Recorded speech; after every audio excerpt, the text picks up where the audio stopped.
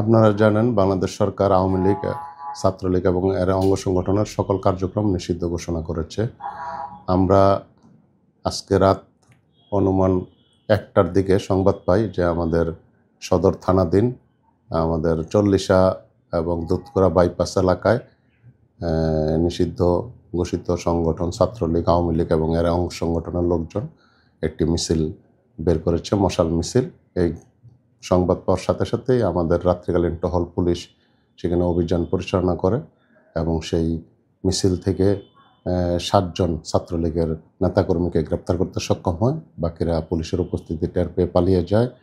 সেখান থেকে আমরা কয়েকটি মশাল এবং কেরোসিন তেল এবং দিয়াশলাই উদ্ধার করেছি এবং এই ঘটনায় ইতিমধ্যে সন্ত্রাস বিরোধী আইনে একটি নিয়মিত মামলা রুজু করা হয়েছে এজাহার নামীয় 9 জন এবং অজ্ঞাতনামা 40-50 জনের বিরুদ্ধে।